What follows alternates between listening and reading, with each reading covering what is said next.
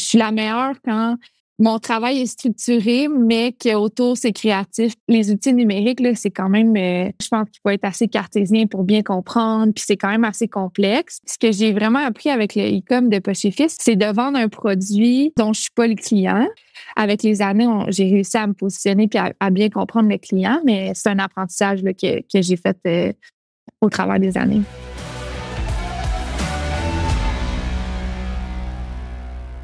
Donc, on est de retour sur le podcast Commerce Élite en compagnie de Camille Hamelin, qui est à son compte depuis quelques temps maintenant avec l'entreprise Beaubien. Camille, ce qui est exceptionnel, c'est qu'elle a acquis beaucoup d'expérience dans le commerce électronique, notamment avec Poche et Fils. On va en discuter ensemble aujourd'hui. Mais Camille, merci beaucoup d'être avec nous sur le podcast.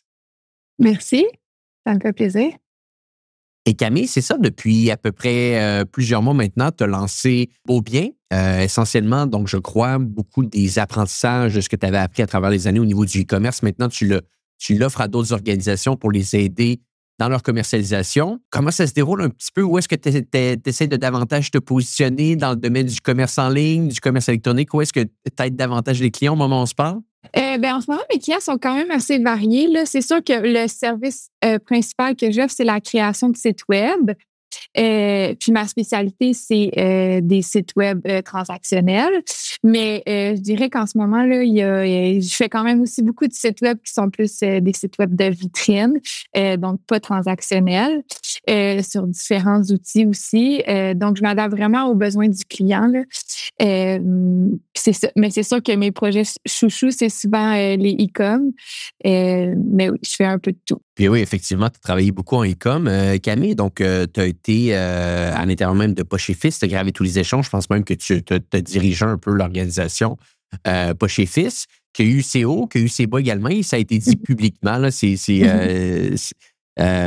des fois, je mêle son nom avec son acolyte qui essaie de se créer. Là. Ouais, son personnage qui est très, très drôle d'ailleurs. Anthony, exactement. Ce n'est pas François Daigle-Bérubé, effectivement. Anthony et François Daigle-Bérubé. Donc, mais bref, c'est une boutique en ligne qui est là depuis un bon bout de temps et qui a accompli des excellentes choses dans le passé. Quels sont les apprentissages? Quelles ont été les choses que tu as pu apprendre avec Poche et Fils? Je pense que ça peut être des points intéressants à partager avec notre audience qui sont des gens beaucoup de commerce électronique. Mm-hmm. C'est sûr que j'ai appris beaucoup là, chez Poche et Fils. C'était aussi au début de ma carrière. J'ai appris beaucoup sur l'entrepreneuriat. Là. Fait que quand j'ai quitté, j'étais à la direction générale. Fait que c'était un rôle qui était beaucoup de gestion, puis de gestion de la business, gestion des finances. Puis moi, j'ai un background en ingénierie. Fait que c'est pas des connaissances que j'ai acquis à l'école. Moi, à l'école, j'ai appris à apprendre vite puis à appliquer vite ce que j'apprends, mais aucune théorie ni sur l'entrepreneuriat, ni sur le marketing d'ailleurs. Fait que ça, c'est sûr que je pense que c'est un très gros apprentissage que j'ai fait chez Poche et Fils. Puis aussi, j'ai appris beaucoup sur moi. Là, maintenant, je sais que moi, je suis quand même assez cartésienne. C'est pour ça, c'est d'où mon background en ingénierie et tout.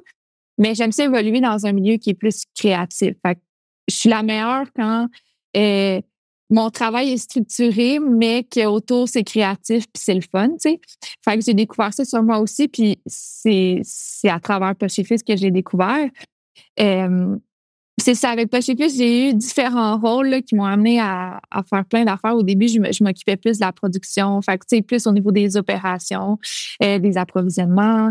Puis après ça, j'ai été plus vers le marketing, fait que je m'occupais un peu du site web. Puis là, j'ai commencé à vraiment aimer cette partie-là du travail. Fait que c'est les outils numériques, là, c'est quand même c'est structuré. Je pense qu'il faut être assez cartésien pour bien comprendre. Puis c'est quand même assez complexe. Mais tout le contenu puis tout, c'est comme créatif. Puis, fait que c'est comme un mix des deux que je fais vraiment là-dedans.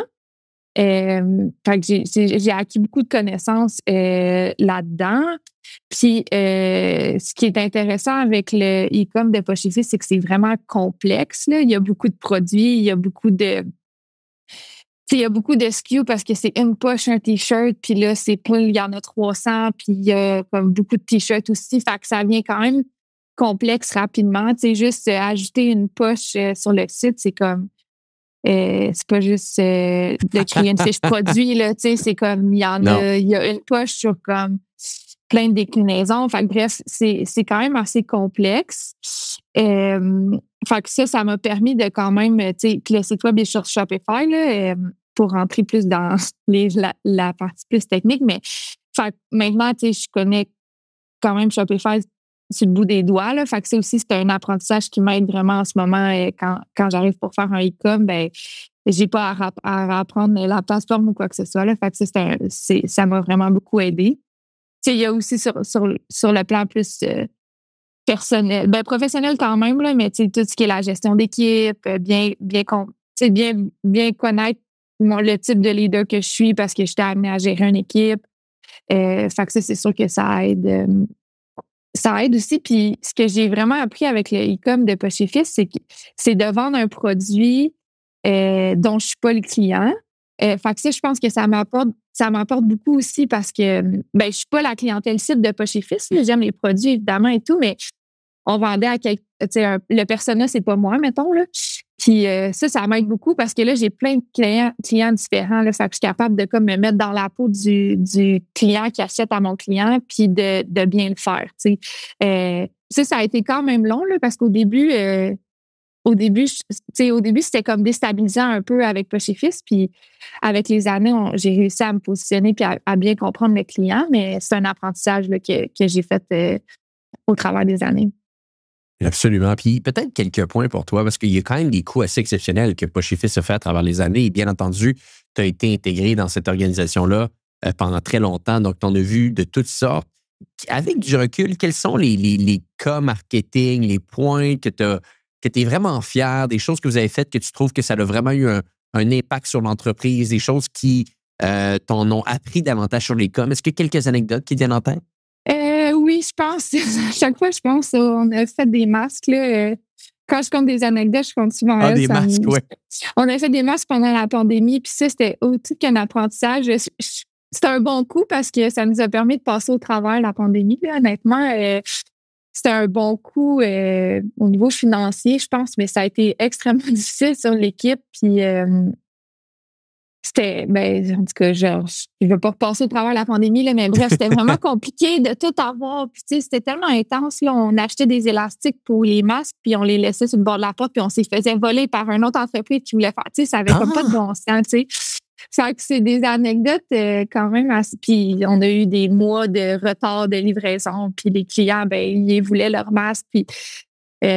Fait que bref, on était comme un peu dans la folie, puis on a embarqué, puis c'est très propre à Poche et Fils, là, puis d'embarquer, d'être rapide, de créer des produits rapidement. Ça, je pense que c'est toujours des bons coups à travers les années, là, d'être capable de se retourner vite puis de créer quelque chose en lien avec l'actualité.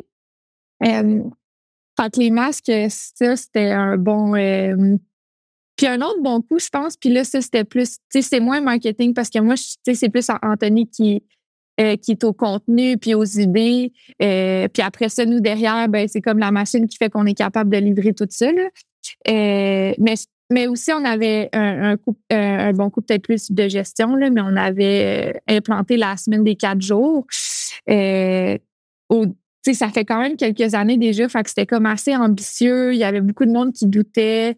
Ça avait été tough quand même d'y croire, puis de continuer, puis de bien faire les choses. Puis là, c'est ça, je suis moins impliquée dans Poche et Fils, mais il travaille encore 4 jours semaine, puis je pense qu'il y a un impact sur la rétention. C'est sûr qu'il y a un impact sur la rétention, puis maintenant, ça fait partie de la routine de Poche et Fils, c'est d'être 4 jours semaine, puis c'est sûr que ça a été... Après ça, il y a eu des années. Quand on a commencé le 4 jours, c'est là que ça a commencé à être plus tough aussi. Fait que bon, est-ce que c'était à cause du 4 jours? Je pense pas. Mais c'était tough aussi de justifier, tu sais, quand ça va moins bien. Quand ça va bien, c'est bien beau de travailler 4 jours, mais quand ça va moins bien, c'est là que ça devient... C'est là le challenge de dire non, on continue puis on y croit vraiment. Tu sais, là, moi, j'étais plus là à ce moment-là. Fait que c'est Anto qui a comme porté le flambeau de ça, mais... c'est ça. Je pense que ça aussi, c'était un bon coup au niveau de gestion. Puis, veux pas, on a eu beaucoup de visibilité aussi par rapport à ça parce qu'on était comme, c'était comme au début que les gens commençaient à parler de ça. Fait que ça, c'était un bon coup de visibilité. Puis, qu'est-ce que tu as appris dans les apprentissages que tu as fait là-bas? Qu'est-ce que t'a donné le goût de te lancer vraiment en marketing, en e-com? Qu'est-ce qui te laissé croire que vraiment c'était là que tu voulais aller, c'est-à-dire de continuer à aider des entreprises, spécifiquement des boutiques en ligne, comme tu l'as dit, je pense que c'est là-dedans que tu te positionnes un peu plus. Pour quelles raisons tu as voulu aller là-dedans? Quels apprentissages que tu as fait qui t'ont dit, ça, je pense que je peux vraiment avoir une valeur ajoutée ici? Ben c'est ça. Quand je suis arrivée à la direction de Poche et Fils, c'est là que j'étais comme plus impliquée dans l'équipe marketing puis avec le site. Puis évidemment, là, on avait une équipe quand même assez réduite. Fait qu'on faisait beaucoup de doing sur le Shopify puis tout. Puis j'ai comme découvert ça. Puis c'est ça, on dirait que ma personnalité, là, ça fit là-dedans. Là. C'est comme c'est ça, c'est comme très structuré, quand même assez complexe. Ça bouge beaucoup. Fait que c'est comme tout le temps. Faut tout le temps apprendre des nouvelles affaires, mais ça reste que tu as besoin du contenu, le fun. Fait que tu as quand même accès à on va faire un photoshoot, Fait que tu as accès à ça, mais c'est pas ton quotidien. Ton quotidien reste que comme c'est un outil technologique que tu améliores, que tu as un certain contrôle. Fait que ça fit vraiment bien avec ma personnalité. C'est pour ça que j'ai voulu comme pousser plus ça. Puis quand j'ai décidé de partir de Poche et Fils, c'était pas en mauvais terme ou quoi que ce soit, là, ça allait moins bien. Puis ça fitait que moi, je retrouve un poste qui soit plus dédié à ça, puis que ça soit juste ce que j'avais envie de faire à ce moment-là. Là. Fait que c'est un peu ça qui m'a poussé vers faire ça à temps plein, là, dans le fond. Et parle-nous un petit peu, peut-être maintenant, des cas marketing. Tu en as eu chez Poche et Fils, tu en as sûrement maintenant. Qu'est-ce qui t'a peut-être marqué dans des projets e-com, marketing que tu as pu faire récemment avec tes clients que tu pourrais décortiquer un peu pour notre audience? On pourrait parler de mon plus gros client en ce moment, puis ça fait plus qu'un an que je travaille avec eux, c'est les Pizzerias numéro 900, qui est comme un groupe de franchisés de pizzerias de quartier. Il y en a 30 à travers le Québec. Moi, je travaille pour l'équipe marketing du groupe, donc je travaille pas pour les franchisés, là, je travaille vraiment pour le franchiseur, dans le fond. Puis moi, j'ai fait, dans le fond, eux, il y avait un site web plus pour comme showcase les restaurants, puis les menus, puis tout ça. Puis il y avait un désir de vendre, dans le fond, des articles en lien avec la pizza. Fait qu'on a tout transféré leur e-com. J'ai tout transféré leur e-com sur Shopify. On a créé l'e-com parce qu'il n'y en avait pas dans le fond, puis on a tout migré vers Shopify. Puis là, dans le fond, depuis ce temps-là, j'opère un peu le site.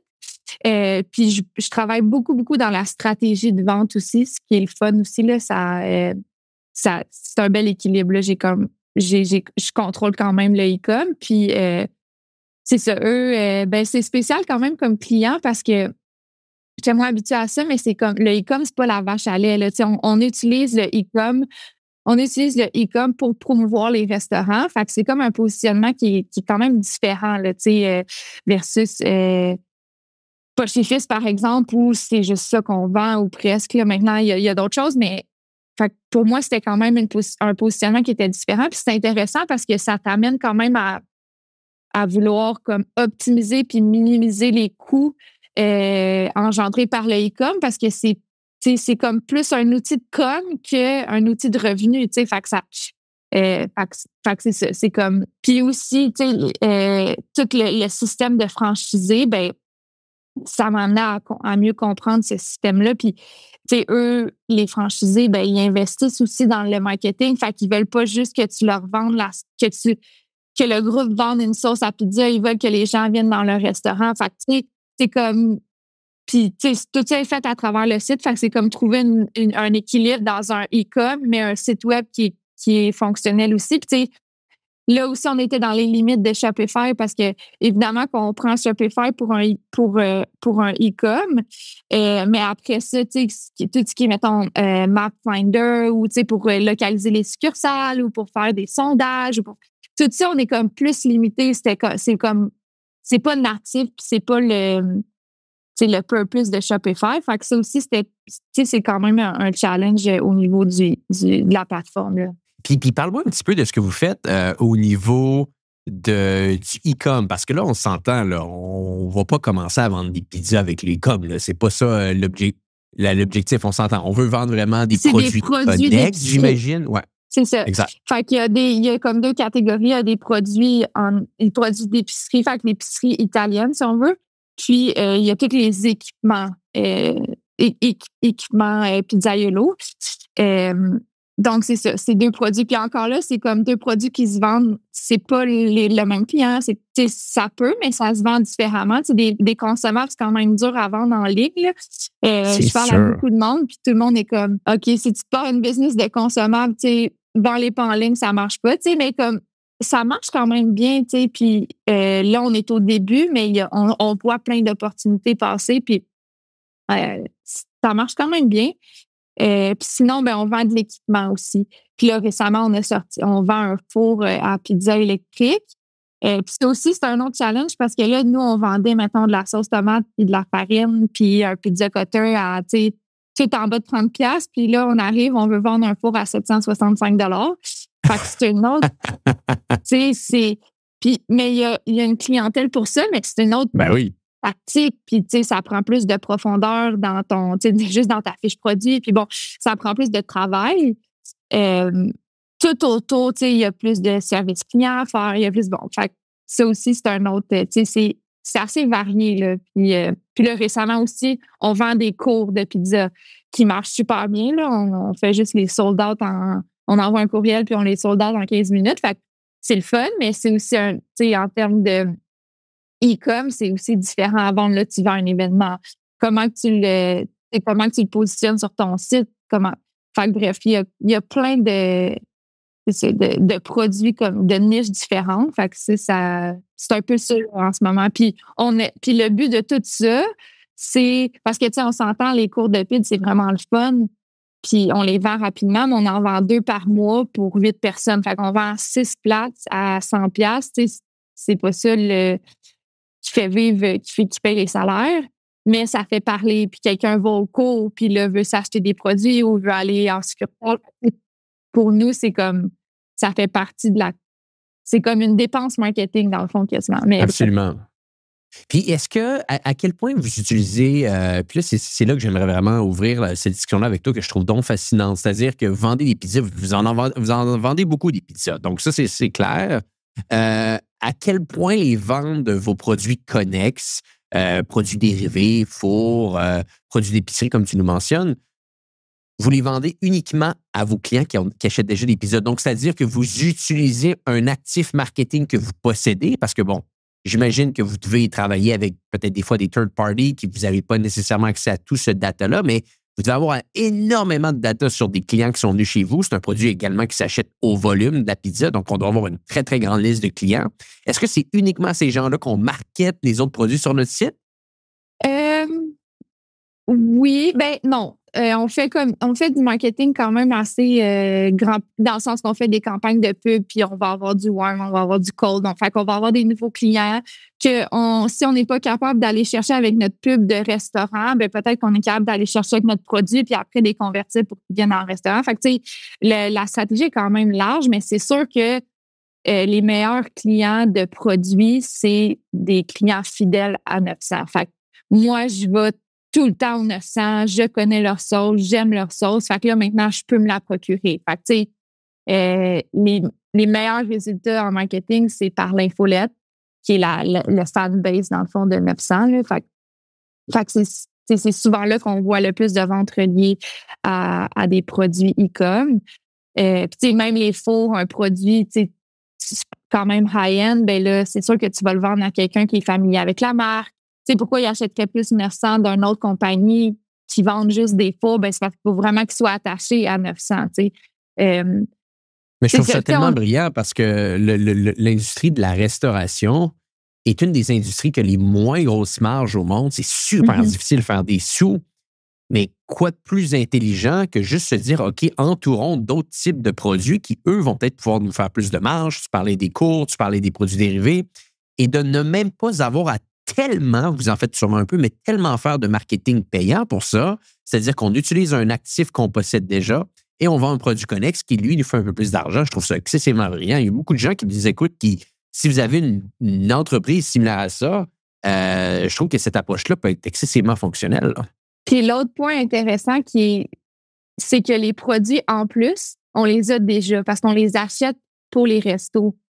En plus. Il y a certains noms, là, comme mettons les fours, c'est pas un bon exemple, mais la farine ou les sauces tomates. Tu sais, ces produits-là, on les achète pas, puis là, c'est un inventaire qui est perdu si on les vend pas. Tu sais, on les a déjà. Fait que ça aussi, c'est important, puis c'est important pour Alex Brunet, qui est le président dans le fond, de 900, que lui a eu cette vision-là de dire j'en ai plein de produits là, que je vais shipper aux différentes pizzerias, mais on pourrait aussi les vendre en ligne. Ça ne coûterait pas, ça ne coûterait pas tant cher d'inventaire. Il y a quand même des coûts reliés à ça, au sens où là, moi, je travaille pour eux. Ça coûte cher de vendre en ligne, mais au moins, ils ont pas. Ouais, c'est ça. Fait que bref, vraiment, écoute, je trouve ça fantastique comme idée. Puis vraiment, des fois, c'est ça qu'on oublie en tant qu'organisation, c'est que le profit ou le revenu ou le profit qu'on n'a jamais, souvent, existe déjà. Il faut juste réfléchir un tout petit peu plus loin avec ce qu'on a déjà et le type de client qu'on a. Et des fois, il y a des belles associations qui peuvent se faire. Et sans nécessairement dire que c'est, comme tu le mentionnais, on le sait très bien que ce n'est pas le e-com qui fait vivre l'entreprise, mais ça doit être des revenus de plus qui, à la fin du mois, on n'avait pas, qui maintenant existent, qui permettent certains investissements de plus, qui nous permettent d'aller plus vite. Et ça peut faire toute la différence pour une entreprise. Puis tu parlais tantôt de marge. Moi aussi, c'est comme un apprentissage que j'ai fait quand j'ai commencé à travailler avec le 900, c'est que je n'étais pas habituée à ces marges-là. Là, comme c'est pas les mêmes marges qu'il y a en textile, ben non. Oui, c'est ça. Fait que, tu sais, moi, des fois, je suis comme, j'essaie de, mais en même temps, c'est ça. C'est comme, moi, j'ai mes connaissances e-com, puis là, on les jumelle avec eux qui ont des connaissances, tu sais, dans le milieu de la restauration que moi, j'ai pas. Fait que c'est quand même intéressant comme mix aussi, là. Puis pour moi, c'est comme, faut vraiment que tu sais, là, maintenant, ça va, mais tu sais, c'était un learning curve de comprendre le modèle de franchisé, le modèle de chacun veut, tu sais, faire sa pub pour lui. Fait que bref, c'est quand même le fun comme milieu, tu sais, de vendre du e-com en restauration. Là, je pensais pas faire ça, mais c'est intéressant quand même. Ah, c'est fascinant. Camille, j'aime beaucoup l'approche. Si on veut, comme Pizza 900, faire affaire avec toi, c'est comment le meilleur endroit et la méthode la plus facile pour te rejoindre? Pour me rejoindre, pour entrer en contact avec toi. Ben, sur LinkedIn, ça marche. Sur LinkedIn, ça marche. J'ai, comme je dis, je fais des sites web, mais j'ai pas le temps de faire le mien. Fait que j'ai pas encore de site web, mais ça s'en vient, ouais. Fait que ouais, sur LinkedIn. Beaubien ou Camille Hamelin, ça marche. Parfait. Ben, si vous voulez rejoindre la personne qui a été en charge de Poche et Fils pendant un bon bout de temps et qui s'occupe de marketing pour Pizzeria 900, vous savez où la rejoindre. Camille, merci énormément d'avoir été avec nous aujourd'hui. Vraiment fascinant. L'approche, la carrière, l'expérience, tout ça. Je suis convaincu que ça va pouvoir aider beaucoup de gens qui nous écoutent. Et d'ailleurs, pour les gens qui nous écoutent, eh bien, on se dit à bientôt pour un prochain épisode du podcast Commerce Élite. Bye!